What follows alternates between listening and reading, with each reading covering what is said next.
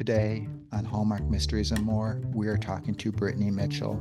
She was that awesome Emmy Carissa on CrimeTime earlier this year. And tonight, you're going to see her as Darcy, one of the suspects in the new Hannah Swensen movie. She is an incredible individual. She has such an inspirational story. Plus, we're going to get to meet Gladys, her wonderful, adorable dog. So, without further ado, here's Brittany. This podcast was created by fans for fans and is not affiliated with or sponsored by Hallmark or the Hallmark channel. Hello, sleuthers. Today's a real fun day here on Hallmark Mysteries and More. We are talking to the lovely and talented Brittany Mitchell. We have been trying to get her on for ages, and it was like, oh, we have to wait for just the right thing, and we finally got it.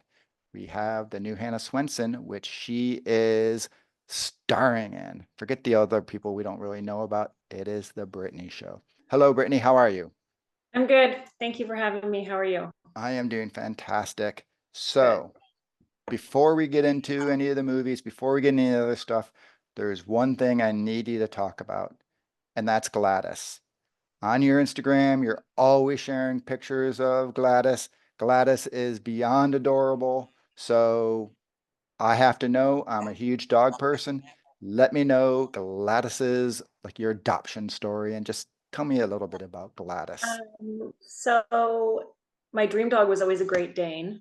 So growing up, we had dogs, but I always wanted a Great Dane. And then so probably I think about 8 years now, because her anniversary is in September. I was wanting to get a Great Dane, so I was looking, and I was looking at all the baby Great Danes online, and then one night I was just scrolling on Craigslist, and I saw her face pop up under pets, because I was like, oh, I wonder if there's any pets on for adoption. And then she popped up, and her name was Blondie, and she was about an hour away from me, and I was like, oh my God, I have to go look at this dog. Her face, oh my goodness. So I drove out to Maple Ridge, which is about an hour away, and she popped out of the car, and she was just a year old. So she wasn't like a puppy, but she was still younger. And I spoke to the guy for probably 20 minutes, maybe half an hour. And I gave him $200 and I took her home, and I renamed her Gladys. I always wanted to name my dog Gladys. And she is turning 9 in January. I kind of made it up a little, like I tried to like timeline her birthday. So I made up her birthday in January. So January 12th is her birthday. Also the same birthday as my acting coach, which is weird.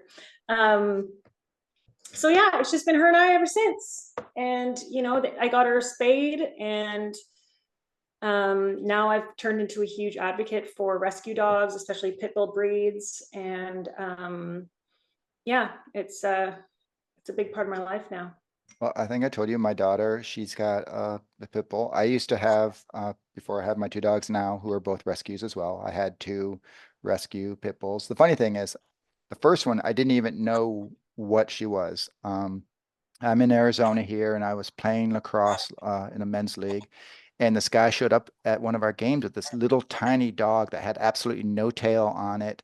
And he's like, yeah, we found this out in the desert just wandering around, and we don't know what to do with it.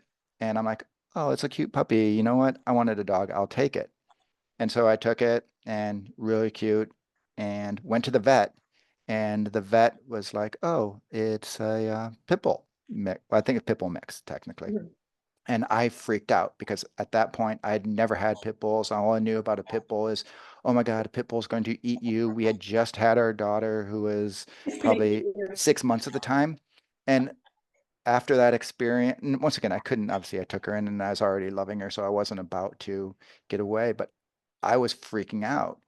But then I have since learned that it is such a bad rap that these dogs get. They are the most Mhm. lovable, sweet dogs They ever. are. And actually, look, if you look behind me right now, Gladys is actually playing with my brother's dog. Oh That's yeah, horrific.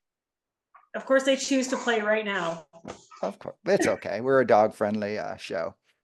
But yeah, so it's great. And like I say, I see those pictures that you post all the time. And by the way, Gladys, for everyone who does not follow Brittany, which you should, is a spoiled girl Well because done. you take her to the most gorgeous places. You're in Vancouver, right? You actually Yeah, live? Yeah. I'm like central Vancouver. Yeah, Yeah, sorry. you take her to the most gorgeous places where you share Yeah, pictures of her. So yeah, and some good photographers have taken her photo as well. I just did a, a shoot with Cold Nose Studio. That's my latest on my Instagram. right. Jessie Fraser, they're amazing. So, So right, she's you have to get your headshots and Gladys has to get hers too, yeah. right? If I go out of Vancouver to film, Gladys comes with me. Really? Mhm. Oh, that's cool. Yeah, she Is comes that with me. like She's do like, people often take their dogs with them I too? think it depends. I've been lucky enough to kind of book shows, that are drivable within like 5 hours. So instead of flying, I just drive with her. Okay. So yeah, I haven't worked in Toronto yet. That's a whole different story. Right. But cross that bridge when I get there. Right. Because you will get there. So just Mhm. you'll be taking over the country. Okay. Now we talked about Gladys a little bit. There is the other thing though. That's another thing that you do post about quite a bit, and that's that you're a survivor, um, cancer survivor. And so you obviously had to overcome this at a fairly young age that, it's something most people have not had to deal with. Can you just share a little bit about how this journey has like helped make you a stronger person than, probably you ever imagined you'd have to be, but it's had to had a big impact, right? Yeah. I mean, I was sorry, I'm giving my dog some treats here because they're asking me, hey, go over here, go get your treats. Um, so yeah, it happened when I was 19, and I found initially just found a tumor in my neck, and then it turned out that pretty much my body was littered with it. And it's funny because as I get older, now it's affecting me more. And I think because we're just more self-aware and kind of know ourselves better as we age and what kind of makes us anxious or makes us happy or what we're kind of into. And so in my 20s, when I got over it, I was like, oh, okay, I'm over it. And I kind of was like, that's fine. And then as I reached my 30s, into my 30s, and now 1 year away from 40, it's really changing me and making me realize like actually how precious this life is and how we do only have, like, it's so cliche, like we do only have one life to kind of go after what we want. Like I wanted to be an actor when I was like in high school, but I didn't really know how, like I didn't know how to get into it. And then after high school, obviously I got diagnosed, and so I think I took my first workshop when I was about 24. I guess you can say it makes you stronger. Like I feel like I'm stronger, but I think it's just more of like a resilience now where I go like, a lot of the cancer talks that I've done and a lot of the stuff I've written about it, and BC Cancer Foundation did a story, and I think about my experience, and I think that I empathize more, I'm more resilient. I have a way bigger drive to go after what I want, because as I'm reaching 40, I'm like, oh my goodness, did I just not care in my 20s? And I kind of just like messed around, and I was traveling, so I had, experience and stuff like that. The word stronger to me, like now that I'm growing older, it's like, okay, yes, I'm stronger, but there's some places in your mind where you're like, you think about it coming back, and you really have to train yourself to not think that way. Because I can put myself into like a full panic mode. I imagine. And, and so I have to really, really try hard. And that is why one of the reasons is that I'm,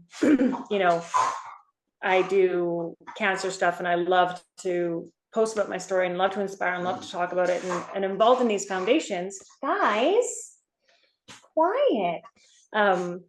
Is because it gives me like hope too. Like it gives me like a feeling of going like, okay, there's a purpose why I'm still here, and why, I don't know, I lived through all of this, and it's because it's the last thing I expected at 19, but Right. I call it a superpower, and I would not change a thing. And I did a year of chemo almost, and I lost my hair, and I lost everything, and I lost my eyebrows and my eyelashes, and lost weight, and And so it taught me a lot that way too. This fades. This means nothing. This is, hey, stop. It's not the most important thing. I've learned to by experiences rather than materialistic things. So yeah, there's a lot of lessons, and definitely has made me into a very different person in my late 30s. I can tell you that much, and I'm sure it's going to just keep changing as I get older.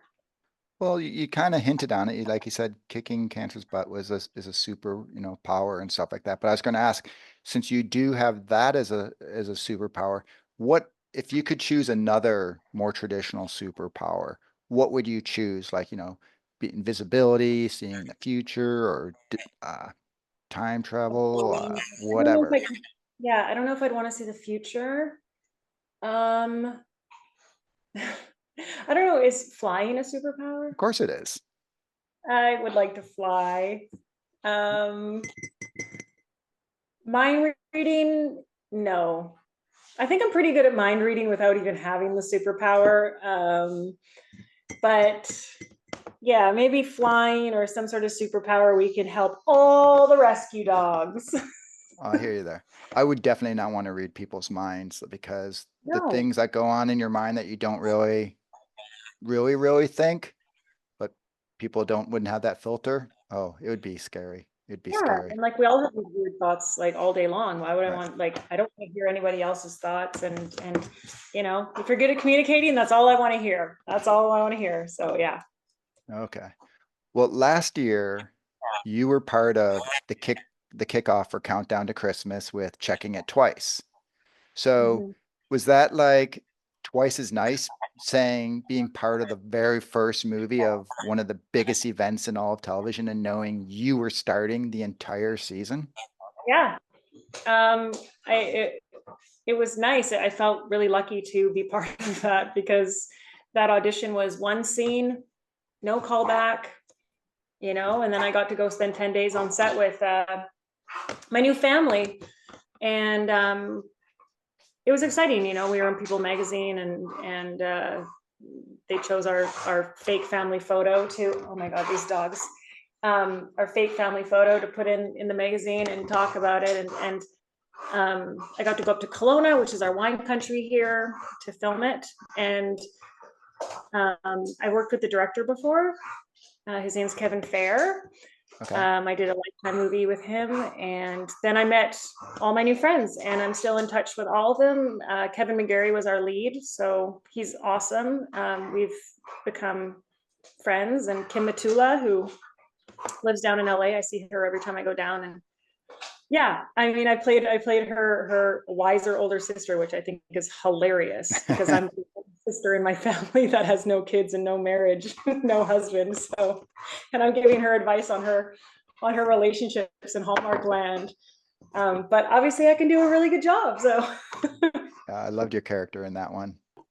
We're talking about Hallmark, and you've been very fortunate to be in these Hallmark movies with some of the biggest Hallmark stars. Gift of Peace, you had Brennan Elliott, Nikki DeLoge, Crime Time, Luke McFarlane. Now you're with Allison Sweeney, Victor Webster, and Barbara Niven. I'm probably forgetting others and stuff, but I mean, these are some of like the Hallmark royalty, the cream of the yeah, crop.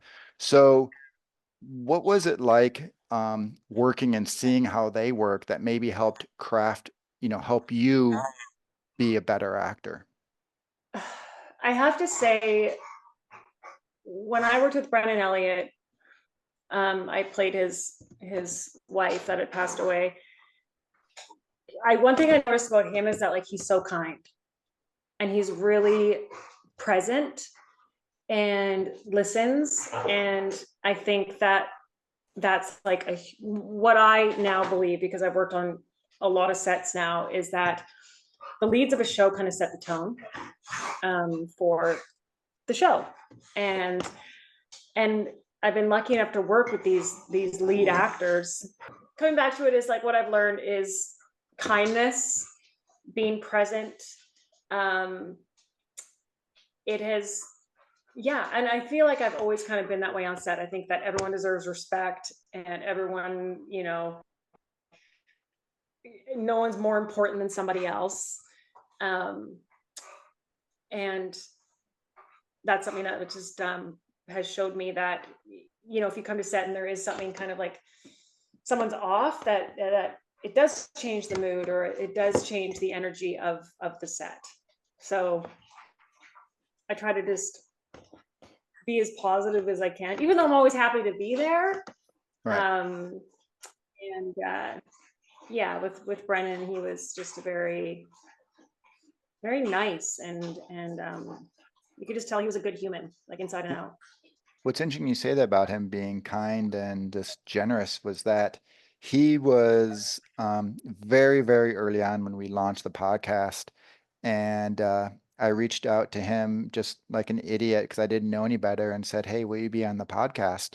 Because he had been in the Crossword Mysteries and Flower Shop Mysteries, totally not expecting anything. And he was like, "Absolutely," and came on. And to this day, it's our third most popular episode we've ever had. And he could not have been a nicer person when he was on here. And like I said, at that point, I think we had 3 episodes under our belt. And so we were absolute idiots, didn't know how to do anything. Yeah, And like I say, just he's wonderful he's person. I I think I had the most laughs. I've worked, like, I'm trying to think of all the Hallmark movies I've done, like a lot. Um, Me and Luke McFarlane, we had a lot of laughs. Like I kept, because we were playing cops and we were Right. exes in the show, and I just kept thinking like everything sounded like Matlock. Like when he was like, "There's been a murder," and then I'm like, "A murder," and like it just was very. I just relate everything back to like Saturday Night Live and like all that kind of stuff. So I had a lot of fun with him, and he's super cool, super down to earth. Um, yeah, yeah, I really I adore all the leading men that I've worked with in the Hallmark world for sure. They're a good breed. Everyone who's seen you in some of these Hallmark movies may not know, but not only are you a talented actor, but you're also a pretty talented singer too. So if you had the opportunity to be the lead in which would you pick a major Broadway production or a big Hollywood film? I would have to say Broadway. I mean, don't get me wrong. I wish I could do all these big Of Hollywood course, films. There's something in my heart and my soul, um, that musicals and Broadway like fill my soul. And I go out to New York quite a bit just to spend a lot of money and go see Broadway musicals. Um, and I belt out and song a lot, and in my house, on Instagram, on set, everywhere. I have auditioned. Hallmark did some sort of audition for singers, but I'm hoping that they gear towards more singing stuff. It would be great, but yeah, definitely Broadway. I'm not a dancer, but you don't have to be a dancer to do Broadway in some of the shows and stuff like that. But yeah, I'm trying to like build my career and then maybe hop over to New York and do something off Broadway. Do a play this coming year. We have the Arts Club in Vancouver, which is like a little mini company when it comes to musicals and stuff. So sometimes I think about auditioning for that, but musicals and Broadway are my life. Love them. well, you've since become friends with JC Dutton, and she's a big singer as well. So Mhm. maybe the two of you guys, one of the things, one of my big missions was getting you and her leads. So maybe Hallmark will do some sort of Broadway-esque thing and the two of you can We could be star in it like and sing sisters. away. We could be sisters, singing sisters. My little sister's a singer too, so her and I sing together, and she plays the guitar. So she recently started kind of getting into the whole acting world. So I'm hoping maybe one day we can sing together on something. I can That'd be bring her on a cool. home or something like that. All right. All right. So we're talking about you love singing and all that. What is your go-to karaoke song? Oh man, I haven't done karaoke in so long. I feel like every day is karaoke for me. All right. But So I would have to karaoke say, in like the bathroom, the shower thingy, whatever. Like, what is that one uh, song you just love if I singing? if I don't do show tunes, then it's definitely Celine Dion. Oh, so Like I'm on my dog. so you have a low bar. You just choose for like one of the best singers of all time. I love it. Yeah, like I do like duet parts with like her and Barbara Streisand on my dog walks. Like I'll be like, tell him that the sun and moon rise. And then I'll do Barbara's part. And then I'll go back to Celine's part. And doing all of this just on my dog walk. So I love Celine Dion. I love her. And she is my number one go-to karaoke for sure. We have very different dog walks. So if I was singing away on my dog walk, my dogs would start howling, and I think some neighbors would be calling the police. Oh yeah. Well, there are a lot I of did. people that live around my apartment, so I just blend right in. All right. All right. So one of the things you told me that you're in like acting class, I think that's where you met JC. Um, but Yeah. so what Yeah, has been he's like, an agent for a while too. what's the best advice you've ever gotten? So it could be from your acting class, from like an acting coach, or it could even be from another actors, or it could be from somebody on the street. I don't know. But what's the best advice you've ever gotten about your career? Don't swear. Just kidding. Um, my acting coach is Deb Podowski. She works a lot and she's done a few of these podcasts. And I remember, and this is not the best advice that I've gotten, but when I used to mess up in class, I'd like yell a giant swear word. And she's like, you can't do that because you can't do that on set. And I'm like, okay. So I had to get out of that. I think the most kind of crucial, important thing that I've learned in acting is vulnerability.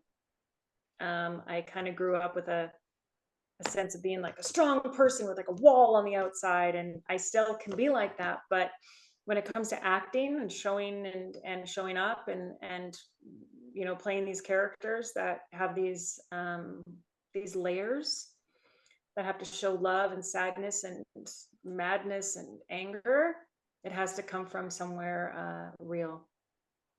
Because now, after I've been an actor for quite a while now, I know when it's not real when you watch something or you look at, and the moment that I kind of let down that guard in the acting world, I started booking like crazy. I did. And I realized that I we all have this kind of power to take what has hurt us or what has made us happy or all of this stuff and transform it into these movies and these characters and use it that way, which I find very therapeutic. So vulnerability, and I kind of go by that in my regular life now, as well when it comes to like relationships, family, men, my own life. Um, there's a really beautiful, powerful thing and secure thing. Like you really have to be secure in yourself to kind of show this side. I was about to Yeah. say, Brittany, that's vulnerability is just scary as can be. Oh, I didn't shed a tear in front of people before I went into Deb's class. I've done classes all over Vancouver. I've done workshops, but now I'm like, I was on set once and the director goes, do you need some eye drops for the next scene? I was like, no, because if my acting coach watched this and she knew I used eye drops, she would kick my ass. I love getting to those places. I love digging deep. I love using everything that I've been through to reach these spots that we have to get to. Yes, I think about acting and then I just, goof around and I'll act like at home. And I still always feel like completely self-conscious when I try to be anything. And that's like goofing around acting. So I imagine like when you're in a set and you've got, I don't know, dozens of people watching you, like you say, and you've got to go to one of those places, you've just got to just completely just let it go and can't be worried that people are looking at you and judging you, I assume. We're there so people look at us. Um, Well, yeah, I yeah, think but I meant, I let go of the judgment a long time ago. I've never been someone that really cared about what other people think. I'm very unapologetic in my life. Um, yeah, obviously we all have regrets. We all do things that we don't like, but I'm just like, I love that side of it. I love performing. You don't really realize people are there after a while. And self-conscious, yeah, but I don't know. It's just kind of you kind of sign up for it. You got to do it if you want to go far in this yeah. business or feel proud of your work. Well, that's where I think people think, oh, it's acting's got to be easy. You just go there and pretend. But tell you what, I think what you do is incredibly difficult, especially like you said, to make it authentic, because you Yeah. can see some people who are you can see their quote unquote acting, but it's not totally believable. Then you see others and you are just convinced they are that character. Then you talk to them in real life and you're like, they're nothing like that character at all. So you realize just how And then good they are. the stuff like, I can't I love when kind of weird, creepy stuff comes to Vancouver because it gives me an opportunity to kind of go outside the Hallmark world or the movies of the week world where you can be like crazy and creepy and like wear weird makeup for your audition. Like that's the stuff that I just love so much. But another rule, commit. Because if you don't commit to what you're doing, you're going to feel foolish. You're going to be self conscious. You're going to be in this world of what are people thinking about me? But if you commit to what you're doing, like anything in life, you're not going to feel dumb about it because you've given it your all and you go after it. Well, there we go, everyone. We got life lessons, some life coaching from Brittany, because that's great advice. That is great I'm like advice. one to read. Yeah, I really preach a lot. I'll tell you that. No, And I have it's great I'm stuff. coming into my own as I in the last 10 years I've learned a lot about myself. So yeah. And I'm not saying everyone should do it. This is just what I think. I am not a doctor. You said you did some traveling, you've been in acting, you've been in some things, but what is something that you've got on your bucket list that's just out there that you just really, really want to do at some point before in 70 years when you move on? What do I want to do? I want to write a book. I want to write a book. I want to do a one woman show, which I've kind of started on. I'm going to probably take part in Fringe Festival next year because that's where you kind of get the opportunity to kind of do these things. Um, I No, think, when with this, so you would write the one woman show as well as performing it? yeah, yeah. Is I have that all these typically ideas. the way it works when people do those? I think so. Yeah, I Okay. think people that like, especially when it comes to the Fringe Festival. I don't know if you know what Fringe Festival is, but it kind of is like a No. showcase for people that have like, anywhere from 20 minutes to an hour to kind of. It happens around different theaters, or like it have just happened in LA not long ago, where it's like go see this one at this theater, this one at this theater, and then there's just all these little kind of you pay $15 for a ticket, and it's just a really good way to showcase your work. I want to write a children's book about a little girl, which I've started to do about a little girl with cancer. So that's kind of like my thing that I'm focusing on right now. Um, Traveling is always like a big thing for me. My brother's getting married in Greece next year, so we're going all through Italy and Greece and Turkey. Nice. So I haven't been to Greece or Turkey, so that'll be fun. But I think I'm just concentrating on the small projects and kind of getting back to what I love to do besides acting, like writing, like the one woman show and doing the book and stuff like that, instead of just kind of sitting at home and flipping through Netflix. I read a lot of books, so I want to now write a book. All right, what's the last book you read then? The last book, I don't read very happy books. So I read a series of books. I read The Tattooist of Auschwitz, and then I read her second book, Silka's Journey, and then her third book, which was called Three Sisters, and it's about World War II and the concentration camps and the relationships within them.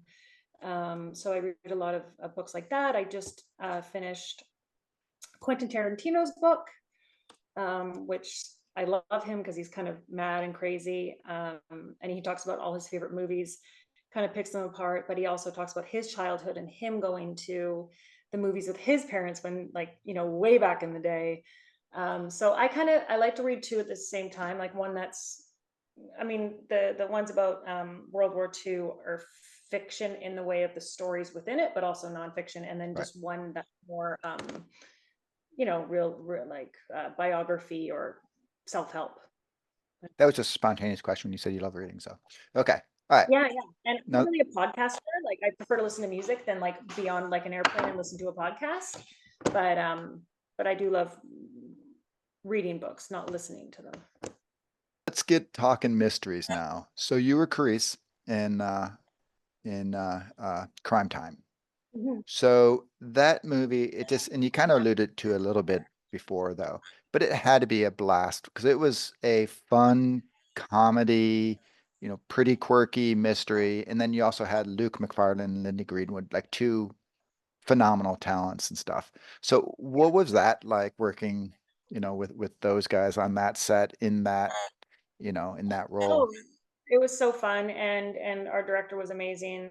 Um, I I'm I haven't played a lot of like cops or anything like that. So that's kind of like my next Gladys, go on your bed. So that's kind of like my next kind of thing this next year is I want to take on more cops, lawyers, those kind of roles. Not just ex-girlfriend or ex-wife.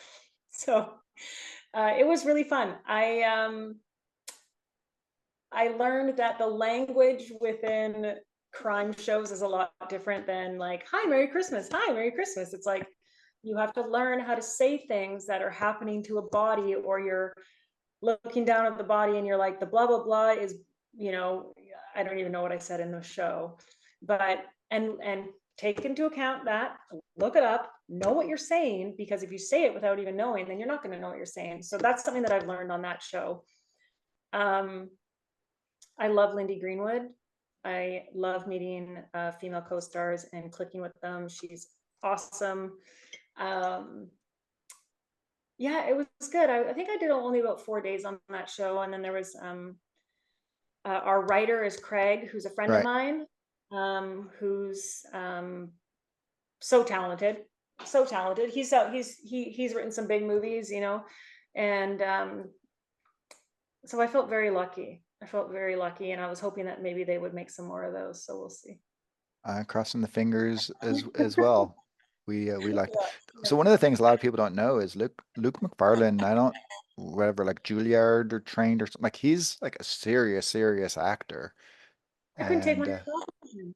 I stuff. So honestly was like, it was funny. I kept being like, "That's the guy from Bros. That's the guy from Bros." Like in my head, right? When him and I were playing ex, he's my ex boyfriend on the show. But honestly, one of the funniest people I've ever worked with, that is and I great. just felt like I could tell him out anything. Well, I hope we Like get him on someday. But anyone you can be yourself around on set is the best feeling in the world. Yeah, yeah. Crime Time was great. I want to do more of those. after watching a performance, one of the other things, like I say, I've been pleading for you to get the lead everywhere I can. I've told you, like I'm to the directors and producer people I know. I'm always like, gotta cast Brittany. Maybe one day before I'm 60, but you know what? I'm But grateful for them all. I'm grateful but it for them. will happen. But one of the things though you were talking about it is like you were the medical examiner in this, and I thought that would just be a fantastic mystery series starring like there was the Quincy back in the day, there was Body of Evidence with Dana Delaney. So there like it is a good theme. So I definitely think Hallmark should roll with Carice getting elevated to be like a little more serious. Like that one's obviously a fun, quirky one, but an actual, real good mystery starring Chris, because I think it's just such a good character to go out and solve crimes. I assume you'd be totally down with that, right? Yeah, I mean, obviously I'd be down with it. I think it would be cool to kind of do one where it's from the perspective of like the medical examiner, the coroner. I know there is another show like that, like on NBC or something like that, or CTV, but that perspective instead of, the all the kind of the like the women that are doing one thing and also solving crime. So maybe just have it from like the perspective of the police department and this woman maybe dealing with her past and then bringing this stuff in, would be cool. It would be cool, but um, yeah, I don't know. You never know. You never Eh, know. But I think that's a cool. I never even thought about that, but that's a cool concept. It's rare that you get a sort of one of the secondary characters where when you watch it, you go, "Oh my gosh, they should be a, lead. That character should be a lead in another one." And I think part of it too, one of the things I like, there's been a couple out there, like you're saying, the women tend to be in these Hallmark mysteries, sort of the baker, the nosy body. Like obviously you're going to be in Hannah Swensen, but they tend to be these like sort of nosy body sleuths who just sort of get into it. And the thing I like about the ME is you would be justified doing your searches. So you wouldn't have to be the nosy body. You could be the authority person. And maybe you have a silly guy, Yeah. whatever, who's your Like maybe sidekick. somebody that's kind of training with me and like, Yeah. how kind of Lindy was in Crime Time, but like more kind of involved in the department, I guess, or has Yeah. come on as a newbie, or maybe someone that's like a murderer but pretending to be a sleuth or something like that. I don't Yeah. know. But So yeah, it would be cool. we'll continue pushing it. I think once again, I think it's a great idea. So, We all need to go right. into prime time, so the ratings, so everyone can, so go on IMDb and check it out. Well, one of the things too that's exciting, and why I have fingers crossed and hope is Hallmark. With Hallmark Plus, a lot of these mysteries, which were like, oh, they had a good fringe audience. Like a lot of people liked it. Maybe it didn't have the biggest ratings, but they still had a pretty good audience. The Jane Mysteries is just had three on there. Aurora Tea Garden is going to be coming on with the new one there. So I think between having the Hallmark Mystery Channel and then Hallmark Plus, I'm very hopeful. I'm very hopeful. And like you said, Craig wrote just such a fun, good script for it too, about way to just have it be funny without being like too silly or too stupid. Like it Mhm. didn't get into farce. It just No, remained being yeah, yeah. funny. And I think that's a good thing for the Hallmark world too, to sometimes just like have some light, funny banter, quirky characters, which I think they're getting more into, which I really, really like. So you never actually get to, or it takes quite a while before you get to actually see your movies, right? Because they don't air up in Canada. So, No, we have the W network, and so we had to watch them on there. And then we also, part of our Prime TV, Amazon Prime, is you can add something called Stack TV to it. So Stack TV is like the Lifetime channel and the Hallmark W network. So once it airs in the States, we'll get it like a few days after on oh, Stack so you TV. do get it pretty quickly then. Okay. Yeah, yeah. I think for the most part. All right. But not like the day of. Like when I post on Instagram October 4th, I know that's just the United States. Yeah, so you don't get to do the watch along with all the fans on Twitter or whatever. So, No, that would be fun though. But no. all right. No. The All right. last movie I did, there was like 8 different postings of when it was airing. So I kept like reposting when it was airing. And there's too many streamers now, like Plex TV and this and this. I was lost. All right, well, let's talk some Hannah Swensen. So when your agent, came to you and said, "Hey, we have an opportunity to join this, franchise that's, I don't know, I think there was like seven and now five, so like maybe 12, so a pretty established franchise, and like, hey, we have a character for you on there." Was it like extra motivated just to be on such a big franchise of Hallmarks, or is it just sort of like, oh, that looks like a cool role? There's a few things that kind of caught my eye with that one. I auditioned for it. My best friend has been in all 9 of them. Her name's Juliana, and she's like the baker's assistant. Oh, We're gonna, awesome. her and I have known each other since grade 8. We've been best friends since grade 8. So we're finally going to be in the same movie, in the same one of the scenes, blah, blah, blah. Another thing, Ali Sweeney, I grew up watching Days of Our Lives, and I also was obsessed with the show The Biggest Loser, Okay. and she was the host of that. And then that show also, there's another friend of mine that was one of the trainers on that show. So it's kind of like all these like weird moments of like, oh, that kind of like caught my eye to be like, this would be fun to do, because Juliana and I and Allie and then I got cast with like 4 of my friends, my other friends. Like within Vancouver, it's very easy to be cast on a movie or a show and have at least 2 people that on it, that you're friends with. And I've never played anyone like this character before. Surprise, surprise. But yeah, so I like, because I do so many supportings for Hallmark, that when there's a character that comes along that I haven't done yet, I get excited about it. So this was one of those times. Okay. Well, you just hinted about it, like the character and how it's a little different. What now? We obviously are not doing spoilers because this is going to air before the movie comes out, but what can you tell us about the character? Because Hallmark has done they've got the trailer, but it's not on the media site. I haven't really seen it. It's like not on IMDb. There's really nothing out there giving too much information. So, Yeah, I can't what really say can you that tell much. us about this I can't say character? that much. The ads show that there's a high school reunion. It kind of is about a high school reunion. And it's just about all the personalities that come together at that high school reunion. How many years later? 10 or 15 years later. So a lot of people have changed within those 10, 15 years, and a lot of people haven't changed. And it's a party. So It's a you're an party. ex-classmate of Hannah's? And no, because in Hannah, this is like Hannah's like the one that kind of deals with like the mystery of everything. Okay. And but So it's not yeah, her like class reunion, it's a class reunion. it just, yeah, like if you watch the Gotcha. commercial for it, it says like, oh, it centers around a high school reunion. Gotcha. Okay. I don't know what I'm allowed to say, and I really don't want to get in trouble. No, So no, no, that's fine. That's yeah, fine. it's like, oh, I don't want to We don't, get, I don't want to we get in don't, the we butt. don't want to, we don't want to put you in Hallmark jail. So we're trying to Yeah, get you Hallmark lead, the exact opposite. We talked to Allison Sweeney, and she's fantastic. But talk about a woman who like is just has her act together and knows how the business works.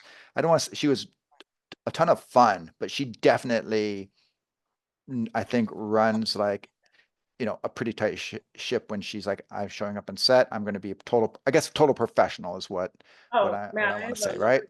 I have a lot of So respect. not that Luke and everyone wasn't, but just it's also not a, comedic type mystery either. So how was this set different than the set on Crime Time when you were there? Was it like a different vibe on there because of the different natures of the mysteries, or was it kind of you guys go so fast it's the same thing? We shot a couple days we were shooting at night, which always kind of changes a little bit.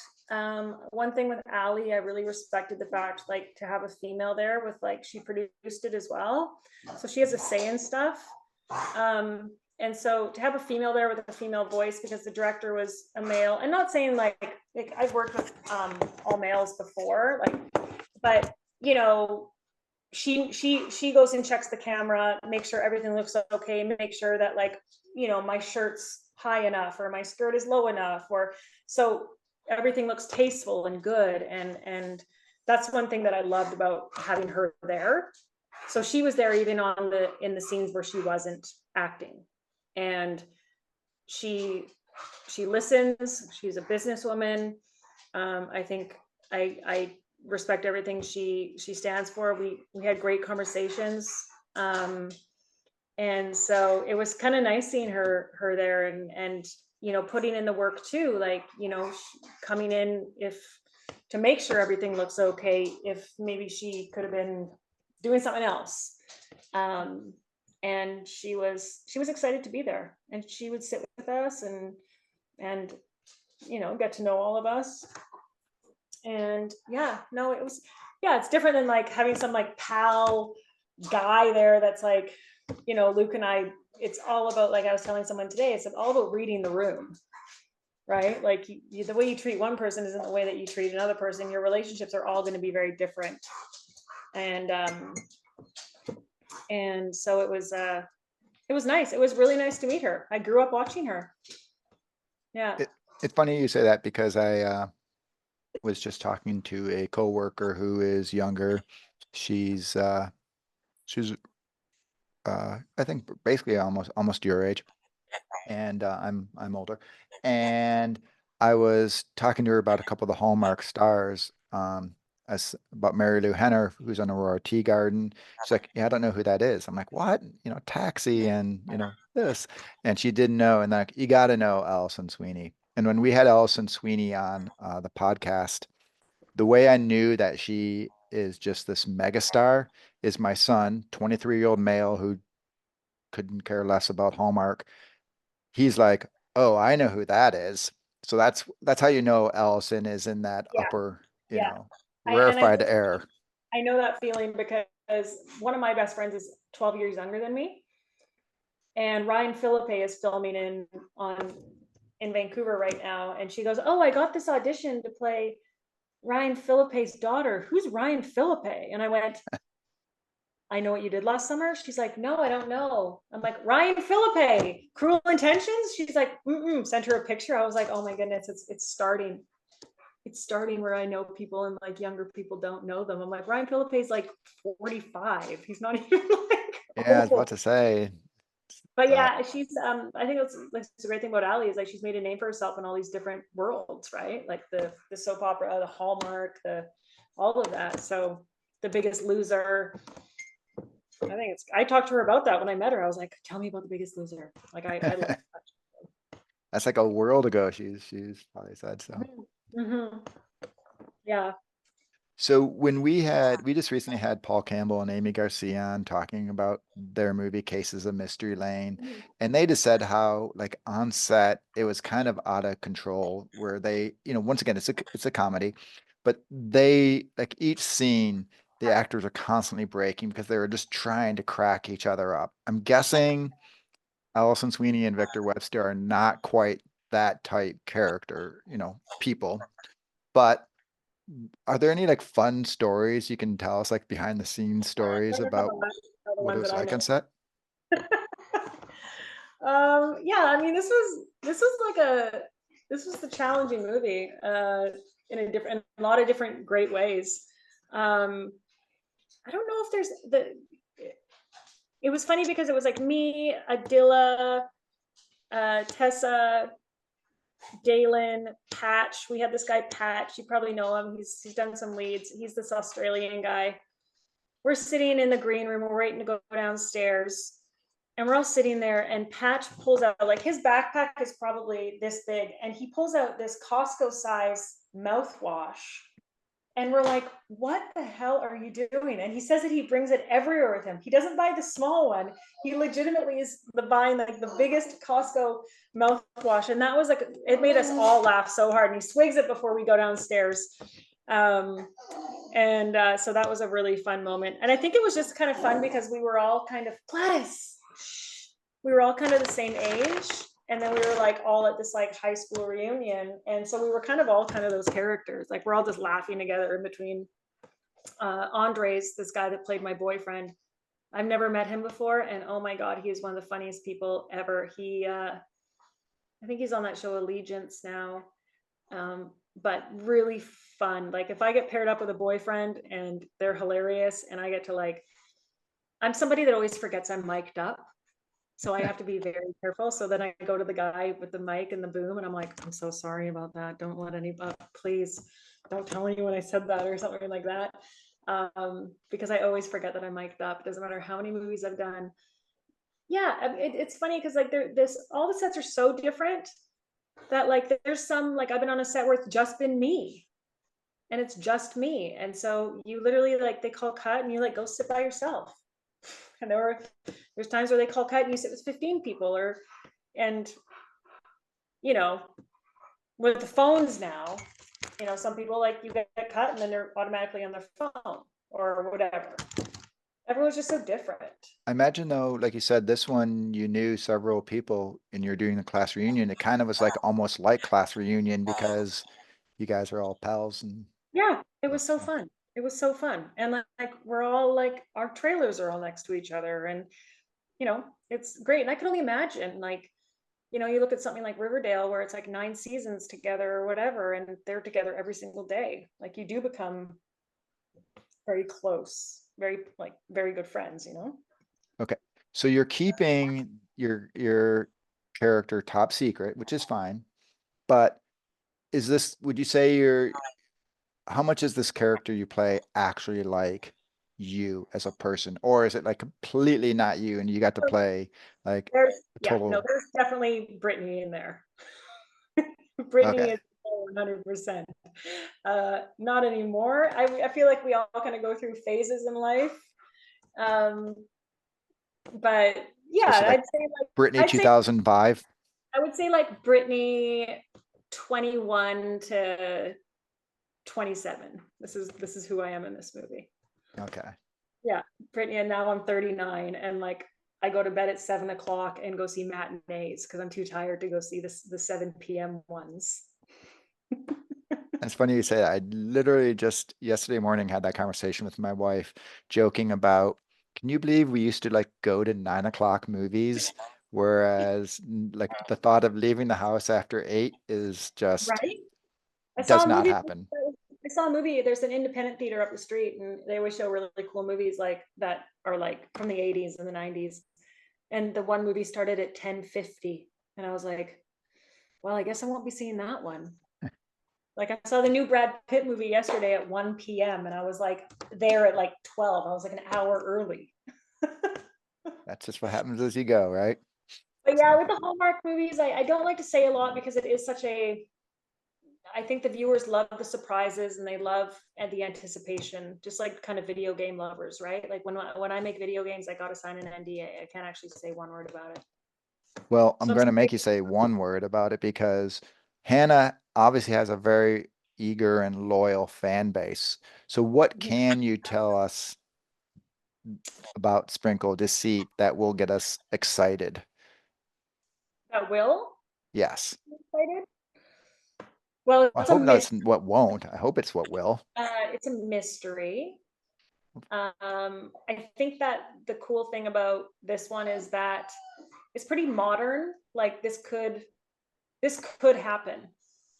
You know, like some of the ones that you watch, like that would never happen. Right. This one to me, I go, yeah, I could see this happening.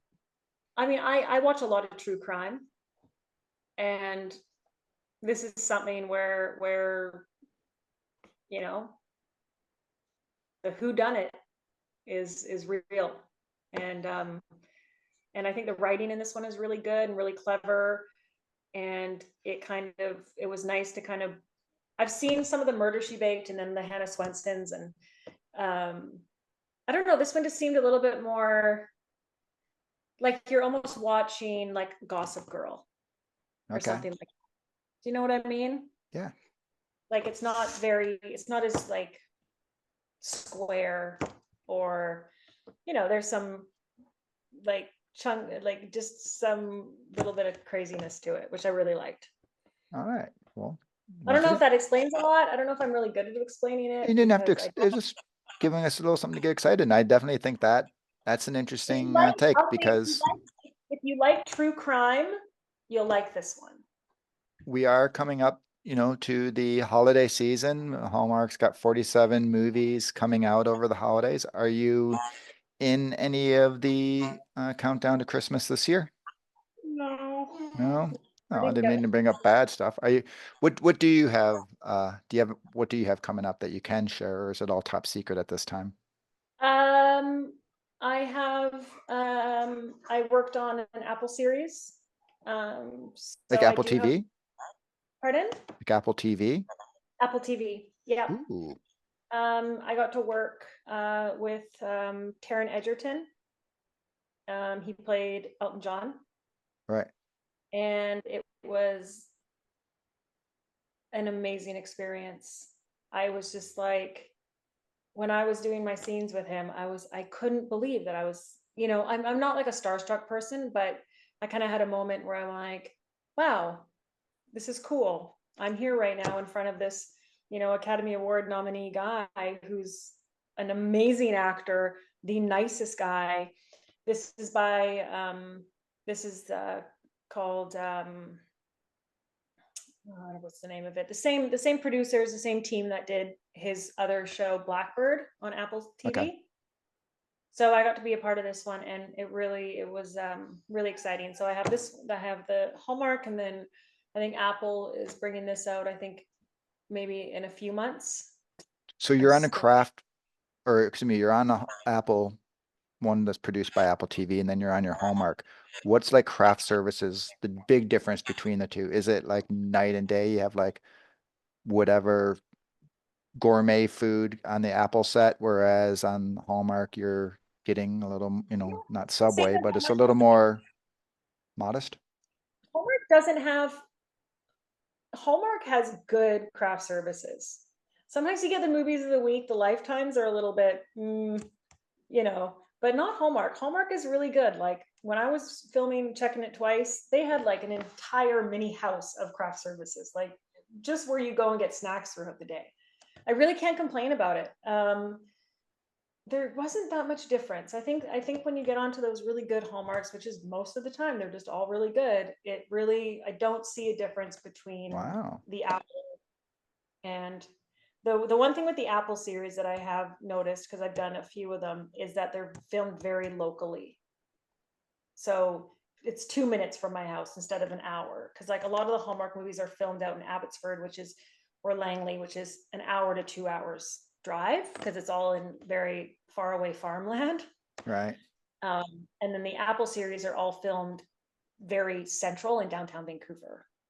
Or Oh, so just like an outside. urban setting versus your little cozy Yeah, yeah, community thing, right? yeah.